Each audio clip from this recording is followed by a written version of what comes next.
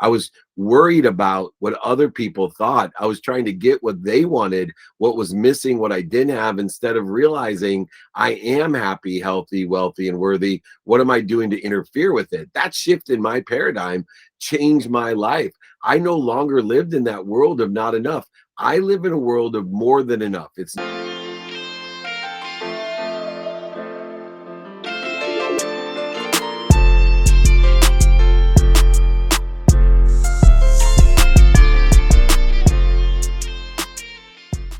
Welcome, ladies and gentlemen. This is episode 70 of Keeping It Real Estate. Today, we have the privilege of hosting David Meltzer, a legendary sports executive, entrepreneur, investor, and business coach. David is a three-time international best-selling author and a top 100 business coach who has been featured in many books, movies, and TV shows, including Think and Grow Rich, The Legacy. This episode is going to be packed with valuable information you can use to grow your business and personal life. With that being said, David, welcome to the show. Thank you for having me. And one of my favorite topics is to apply my skills, knowledge, and desire to real estate, and have a vast experience over the last 35 years in all types of aspects of real estate. Although it's never been my primary business objective, it's always been a part of my plan and still is a part of my plan. Awesome. I love it. So for those of you, our listeners who aren't familiar with you, can maybe start off by giving us some background on yourself and how you are, where you are, and what you've been up to? Sure, just for a few minutes. I always break down my journey into three parts. The first part was the world of not enough. I was born in Akron, Ohio, had a single mom, 6 kids, packed my dinner in a paper bag as she worked 2 jobs. One as a second grade teacher, the other filling the turnstiles at convenience stores with greeting cards. But my mom had one objective, and that was to empower her 6 children with education. And so the basic philosophy growing up in the world of not enough was doctor, lawyer, or failure. I had a little bit twist on my mom's objective that I wanted to be rich, to buy her a house and a car, which I think, working later on, as you'll find out in my career, running the most notable sports agency in the world, a lot of athletes as well, they're driven to buy their moms a house. And that really was a complete catalyst of me being an entrepreneur. But I did follow my mom's direction, got great grades in school, went to college, played football in college, but ultimately ended up in law school, where I was going to be a maritime lawyer. That's an oil and gas litigator. Only reason I liked oil and gas was they paid the most money. So I wanted to graduate and make the most money I could, always driven to buy that house and a car for my mom. I graduated and took a turn. Despite asking my mom what I should do, I got offered 2 jobs. One, 150 grand in 1992 plus bonus to be an oil and gas litigator, or to sell legal research online. And it's 1992. My mom told me, David, the internet's a fad. It's not going to last. You better be a real lawyer if you really want to make a career for yourself. But for the first time, I realized just because my mom loves me doesn't mean she gives me good advice, especially in business, considering I think the most at that time she had ever made was $17,000 a year. So I took the internet leap and made my first $1 million 9 months out of law school. I bought my mom a house and a car. 3 years later, in 1995, we sold to Thomson Reuters for $3.4 billion. Changed my trajectory forever. But one of the other things that changed was, instead of living in a world of not enough, I now lived in a new world called just enough. And I thought that money bought love and happiness. Everything that had happened in my life confirmed that money would solve all of the frustrations and stresses. So I call this world the world of buying things you don't need to impress people you don't like. And so I went on a journey of buying everything to create happiness in my life. And it ended with me. I went to the Silicon Valley. I raised a ton of money as well because I was good with money, especially raising and making it. I then became CEO of Samsung's phone division, the world's first smartphone in 1999. It was a Windows device, believe it or not. It's a Windows C device called cleverly the PC-E phone, half PC, half phone. And then Lee Steinberg, the famous sports agent that they did the movie Jerry Maguire about, hired me to be the CEO of the company. And so I ended somehow as not only a multi-millionaire, but running the most notable sports agency in the world, which gave me access to what even billionaires could afford to do. That world of just enough was a philanthropic world. Everything was a trade and negotiation. And eventually, married to my dream girl with 3 girls living in Rancho Santa Fe, my wife finally put her foot down and said, "Hey, buddy, I'm not happy. You better take stock in who you were and what you want to become, because you're going to end up dead." And that's the day my wife saved my life. I didn't think that she saved my life that day. In fact, I hated her like I hated my mom, my dad, and my best friends. But soon I realized that my wife was right. And I didn't hate all of them. I hated myself. I was a liar, a cheater, manipulator, overseller, back end seller. And for the last 17 years, I've been on a journey to take stock in who I was and what I wanted to become. In the interim, 2 years after my wife put her foot down, I lost everything, over $100 million, mostly in real estate. I owned a golf course, a ski mountain, 33 homes in San Diego.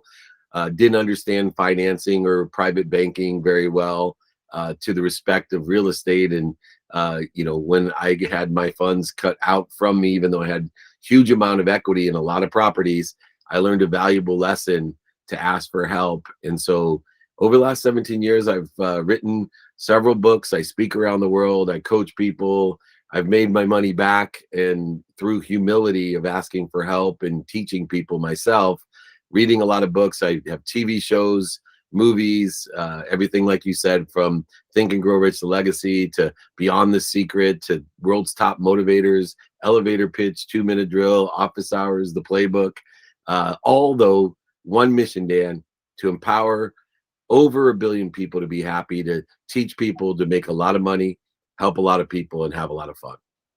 Wow, that's impressive, David. So there's a lot you said there. I've been taking notes over here as quick as I could. I've been jotting down some other questions I wanted to ask you. Obviously you've been through a lot, and it sounds like you've kind of gone from success to success. You've had some big setbacks. So focusing on your success, what would you say are your most important qualities or characteristics that you have that made you so successful or allowed you to achieve some pretty outstanding results when a lot of other folks aren't able to find that? What would be your Two the things.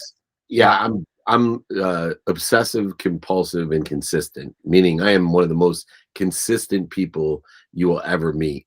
And consistency allows for aggregation, compounding, and acceleration of the behaviors that we're consistent of. And when I was consistent at bad behaviors, it aggregated, compounded, and accelerated. And when I focused in on good behaviors, as my wife suggested 17 years ago, it aggregates, accelerates, and compounds as well. So I'm one of the most consistent people. And then secondarily, I am very good at aligning my skills, my knowledge, and my desire with what's doing well today. So I think that a lot of people don't realize the skills and the knowledge you have are the basement. And I learned this in sports, especially. Some people just have much higher basements in different sports. And when I realized that Ryan Leaf's basement in football was much higher than my potential. And that's okay, because my skills and knowledge in sales, for example, or raising money or communications are far beyond his potential, my basement, that what I was born with.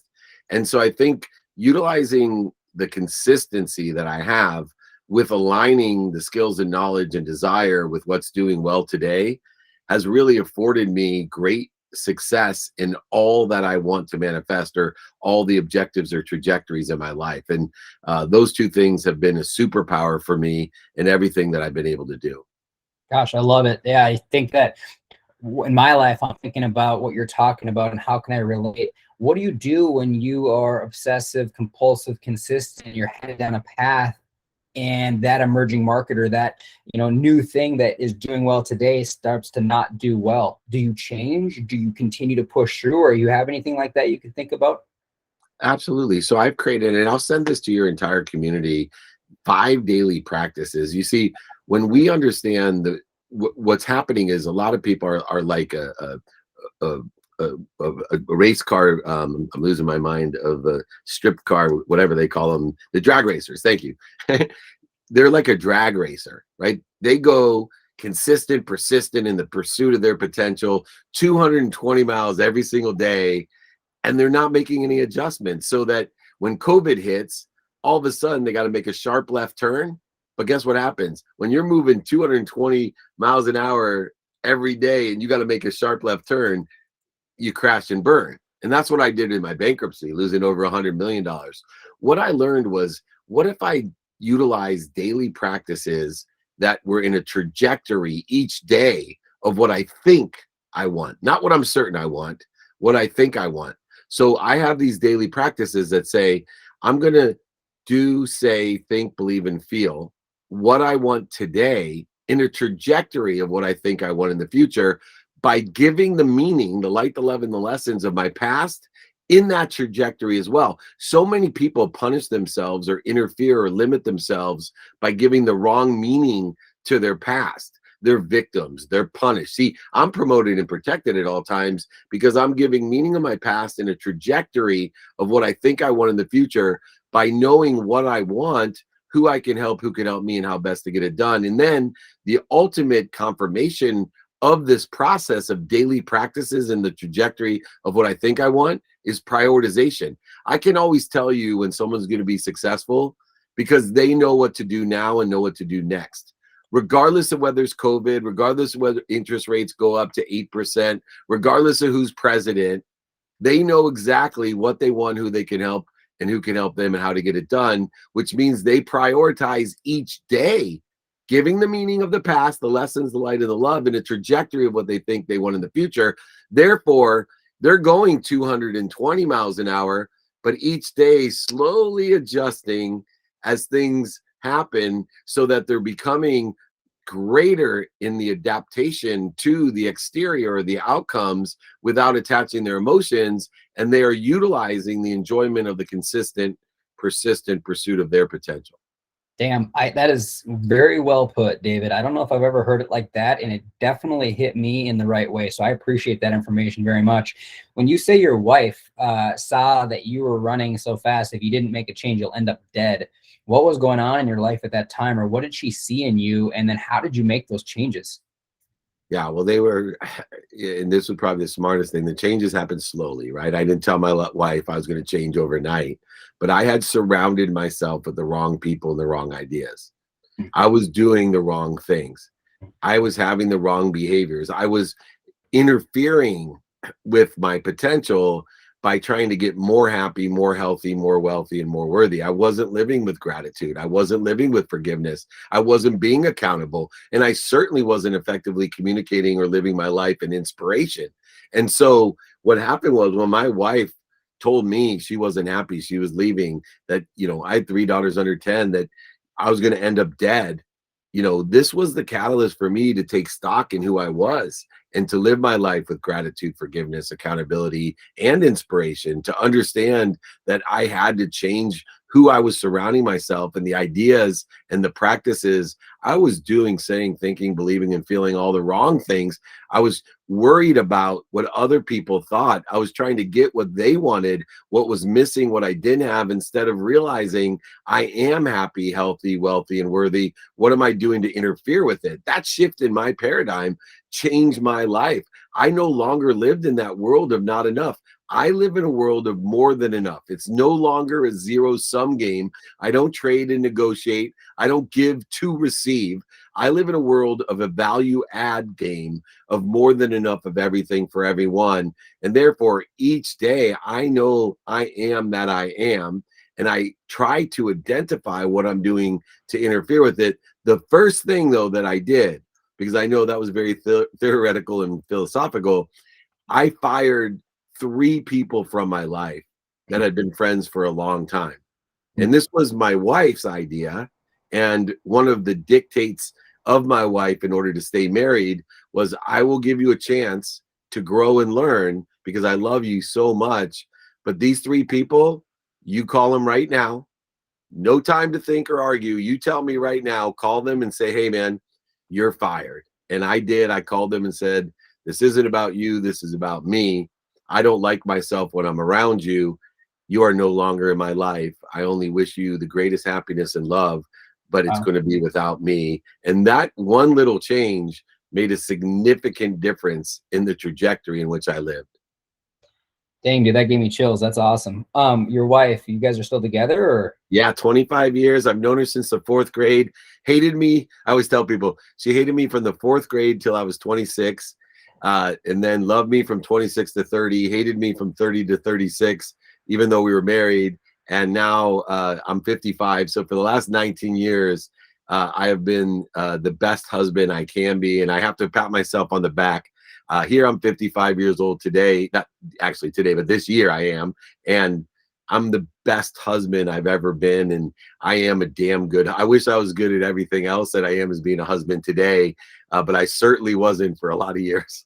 What would you say would be, just say top one or two things that you do to be a great husband, just for our listeners? Because I'm in that boat. I'm a husband. How can I be a better husband? My wife and I talk about this regularly. I'm running a business. I'm busy. I got a lot of stuff going on. We're in a unique time in the environment. COVID just hit.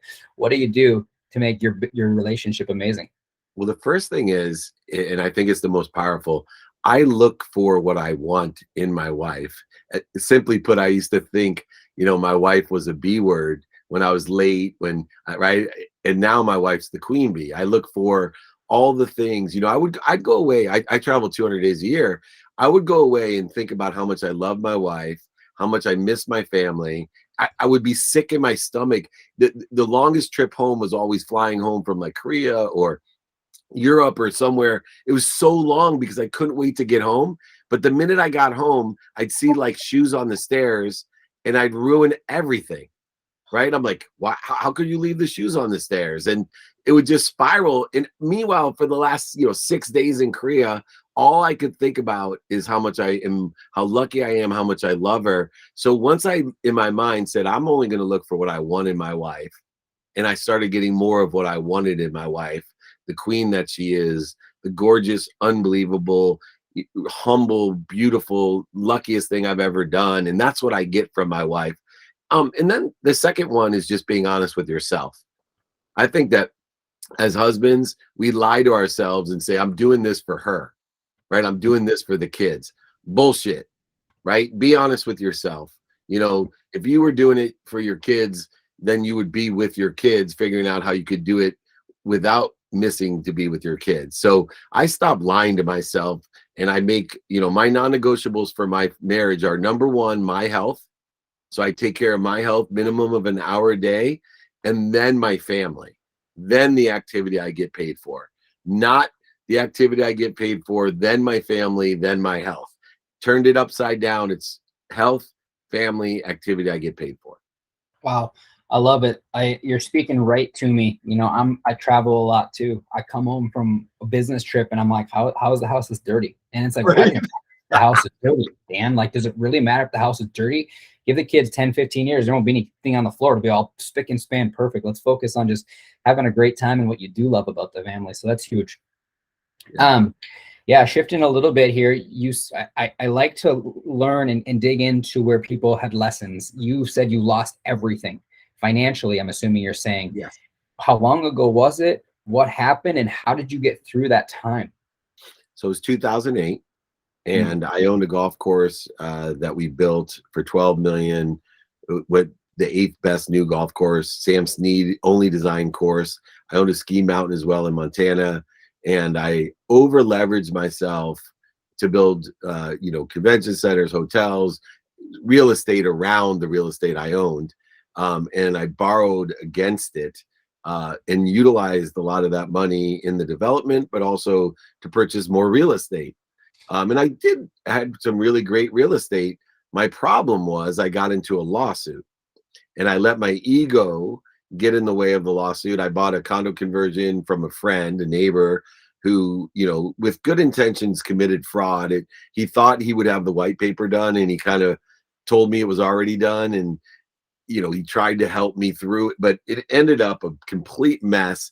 So I thought I had about $40 million, lying.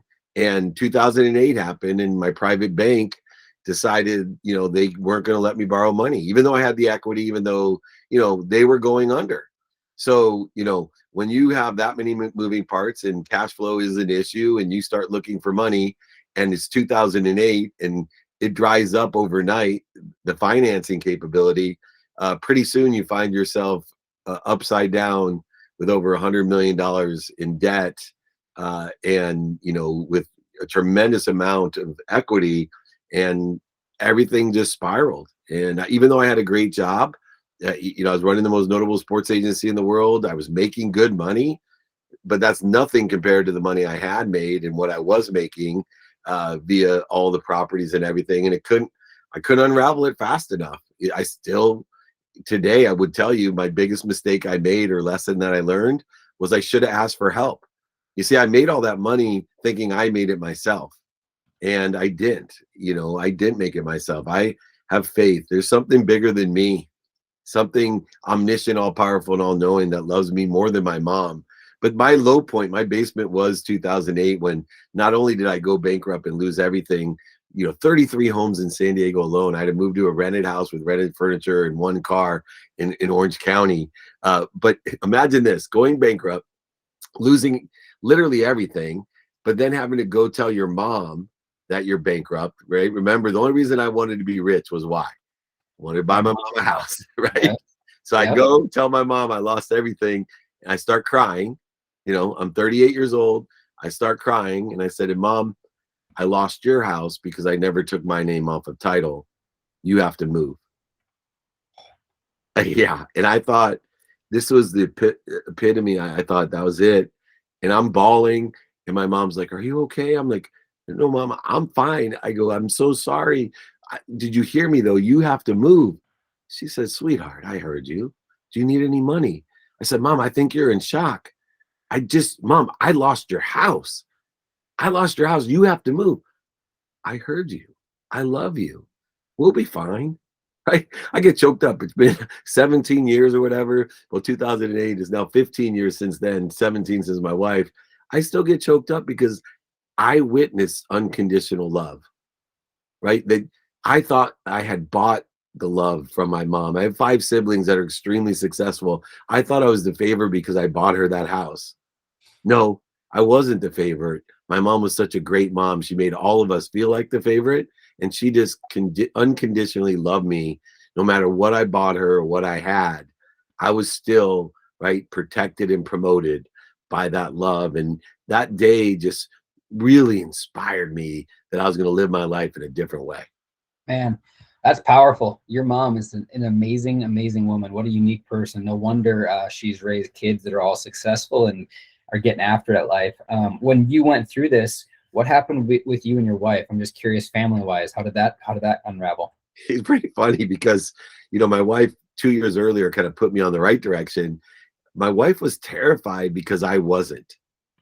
And, one of the most inspiring things for me was I came into the house as, they were foreclosing my home. I had a beautiful custom home in Rancho Santa Fe. And I came home, and I had known my wife since the 4th grade. Her first cousin was one of my best friends. So her uncle knew me since I was 9. And so my wife was terrified, right? So she's crying in the kitchen. The house is so big, she doesn't know I'm there. She's crying to her uncle, who's known me since I was 9. And she's like, Uncle Steve, I don't know what to do. I'm totally scared. We lost everything. I don't know if Dave can do this. I'm really scared. And he said, oh, he's like, Julie, I've known that kid since he was 9 years old. Get choked up. He said, I only have one thing to tell you. I can't wait to see what he does with his back against the wall. Because I'm not worried about David. I'm worried about those that are going to encounter David. He goes, you take a deep breath. I promise you. He goes, this young man will definitely take care of things, and you will be better off than ever now that this has happened. And I went in my room, bawled my butt out, and I said to myself, man, if I can look up, I can get up. I know he's right. I've been through different things in my life. There's no way not having money is going to stop me. I've always been able to make money. This time I'm going to keep it. Man, that's powerful stuff right there. You guys, you hear it. I mean, you're down. You got people around you that believe in you, and it pushes you. So I love it. I'm getting choked up over here. I love it. I love it. Yeah, money's a renewable resource. Remember that. Other things aren't. Yeah. Great.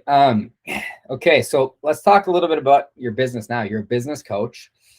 What are some of the common mistakes you're seeing in entrepreneurs these days? What changes maybe did you make as well after 2008 to put you in a position where now you're more financially stable? Yeah. Well, for me, the biggest mistake that people make is they don't ask for help. It's much easier, especially today, because we have such accessibility to the community, and community equals opportunity. And so I always tell people, let's take some time and figure out who sits in a situation you want to be in and ask them for help. Like if I'm going to do real estate, I'm going to Dan, right? I'm not going to try to figure it out myself. That's stupid, especially real estate. Let me just tell you, if there is one industry that it's so easy to find someone who sits in the situation that you want to be in, not only with the relationships for financing, location, but actually knows the ins and outs, the subtleties of success. You see, the more interest you have, the more you love what you do, it will tell you all its secrets. And there's so many people that know all the little secrets, the subtleties. And I know you're shaking your head, yes, because you know those secrets that I'm talking about that you're willing to share with everyone. And it's just math. And so many people, they're going and they're paying the dummy tax when they don't have to pay for the dummy tax. So one of the things that I do in, whether it's the books, the coaching, the free Friday trainings, everything I give for free, or my one-on-one side or group coaching, it's about, hey, first of all, let's find out who's sitting in a situation that you want to be in, and let me help you get to that person if I'm not that person. That's the fastest thing that I think a mistake that people do is they think it's humble to do it themselves. No, radical humility comes from asking for help. Number one thing that I tell people. Two, self-awareness, right? I think it's so easy. I started by telling you, hey, I take inventory still of my skills, my knowledge and desire, and I'm always looking to align it with what's doing well today, what's stable today, and maybe some lottery tickets even. Hey, how does it apply to what I think will do well in the future? But I'm doing a timing and risk tolerance analysis before I take action, before I say anything, think anything, believe anything, or feel anything. I actually am very pragmatic about the inventory of who I am and how I can align or how I can synergistically supplementary or add value to what's doing well, what's stable, or what I think is going to do well. And if I don't know what that is, I'm going to look in the stock market, see what stocks are doing well right now, what stocks who haven't moved in the last 3 years, or what I think is going to do well by industry, careers, jobs, etc. So those are the two things that people can do right away to make a exponential impact on the success that they're going to have. Got it. Love it. Let's say you got some young entrepreneurs or maybe some athletes that are listening. We try to inspire as many athletes as we can. I had a snowboarding career, as most of you know. What advice would you give to some of them who are just starting out in their career, whether it's sports or in entrepreneurship or in business? Yeah, well, look, there's 3 stages in sports and business. One is shadowing. One is working with someone and then being supervised by that person. And there's 3 things that in each stage you're looking for. One, mentorship, as I mentioned, you want to find someone who sits in a situation that you want to be in and shadow them, work with them, have them supervise you. 2 is coaching, right? And it can be different people, but a coach is someone that's going to bring the most out of you.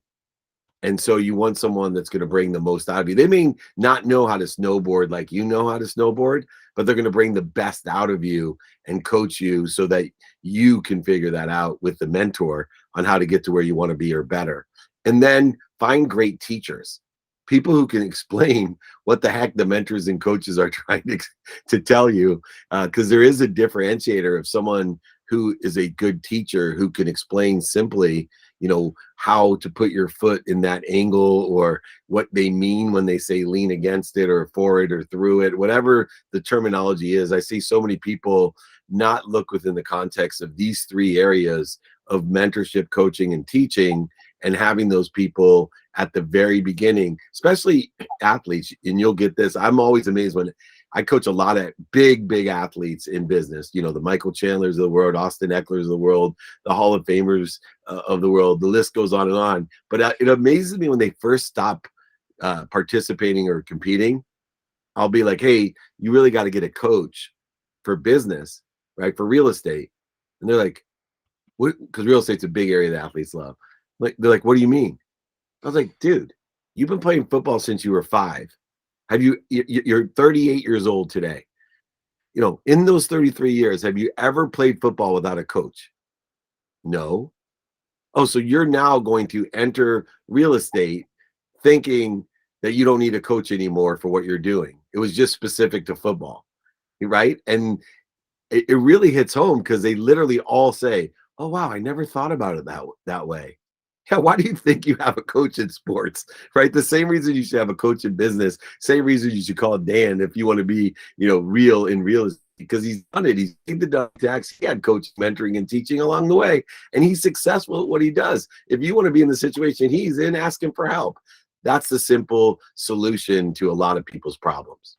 Yeah, I love it. I couldn't agree more. I feel like in my life, when I've had the most success, the quickest, I was associating very closely with people who are at a higher level than me. How can you get closer to those folks? How can you learn to think like them and create their habits of thinking? So I love that. That's great advice.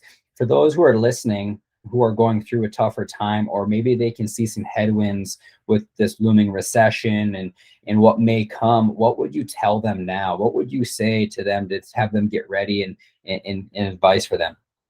Yeah, well, you're not going to find outside of you what you don't find inside of you. And look, recessions equal accelerated change. Accelerated change equals accelerated opportunity. And so there's what I call, during a downturn market, there's an acceleration of opportunity, which is where the margins of millionaires are made. More great companies, more money is made during a recession or depression than any other time historically. And the reason is that a lot of people go the extra mile. And what the extra mile is, and you'll get this from being a professional athlete, the extra mile is people that go and do their best every once in a while. They stay up till 2 a.m, last Tuesday. See, where success is going to be found within a downturn market is people who go the empty mile. They go the extra mile every day. Every single day, 7 days a week, they go the extra mile and they're learning. Because remember, it's not just if you love what you do, you'll never work a day in your life. If you love what you do every day, it will tell you all its secrets. And when someone tells you all its secrets, whether it's a video game or your parents, a mentor, or a career, things get real easy and the money gets real easy and the margins get real big. And so I want everyone out there to go the extra mile, to look for help, ask for help, but get encouraged that there's accelerated change. Whether change goes up or down, this from real estate, there's ways to make money. People have been doing it for hundreds of years.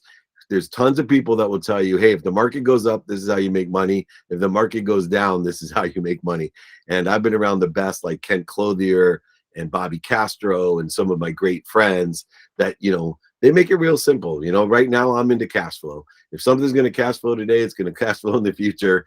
And it's not rocket science, but I'm someone, I own millions and millions of dollars of real estate. Again, the only difference is I don't do any of it by myself. I have people like you helping me. Yep. Awesome. Love it. Cash flow solves all problems, ladies and gentlemen. When you have way too much money at the end of the month, it's never a problem. It's when you don't have enough at the end of the month that you start to get into a bind. I love that. Your book, Connected to Goodness, we're kind of going to wind this down a little bit. It talks about the power of giving back. Can you share with us some of the ways you give back just to society, or why it's essential to do so, and what the book's about a little bit? Yeah, sure. For your community, by the way, I will give my book. I will sign it, send it, pay for the book and shipping for your entire community. So that's one of the ways that I give back. But more importantly, I've been doing Free Friday trainings for over 23 years. We have 80,000 people, more than that actually, registered for this Friday. And I do trainings on everything for free. I give exercises, books, and guides for free in that respect to give back. I also am the Chief Chancellor of Junior Achievement University, over 100 million alumni. I believe entrepreneurs like you are going to save the world. So we support entrepreneurs around the world. We got nominated for a Nobel Peace Prize, and I have other chancellors like Sharon Lechter, Bob Proctor, Jack Canfield, Mark Victor Hansen, Brian Tracy, legends, all helping young entrepreneurs. I also am the chairman of Unstoppable Foundation. We build villages in Africa to do that as well, and then probably sit on as a board of advisor and donate to hundreds of charities a year. But here's the key to giving back, and I'd love to end on this. And like I said, if anyone wants my book, at dmeltzer.com, I'll put it in the notes. First name David at dmeltzer.com. But you can't give what you don't have is my favorite message about giving. You can't give what you don't have. That's why my health is first. That's why I focus in on receiving so I can give, not giving to receive. And that paradigm shift will be essential in understanding the world of more than enough, a value add world where you believe in more than enough of everything for everyone. You'll have no problem asking for help, receiving more so you can help others do the same. Remember, it's the people in front of you, ahead of you, that are always telling you, you can do it. Let me help you get here. And the only ones who ever tell you you can't get there are the ones behind you or below you that are telling you never can do it. Go ahead, check me out. I promise you, no one that's in front of you is telling you you can't get here. They're all telling you they can't get there. I love it. I love it, David. Thank you so much for coming on the show. One more time, if anyone wants to get a hold of you, what would be the best way for them to reach you? Email me directly, David at dmeltzer.com. If you forget the email, just Google me, David Meltzer. My email, I'm everywhere. So David Meltzer. Thank you so much. Hey, thank you everyone for listening. If you enjoyed this episode, share it with others. There was some incredible nuggets in here, so they can implement some of the stuff we talked about in their lives. David, thank you again for coming on the show. We'll talk to you soon. Talk to you soon. Thanks, Dan.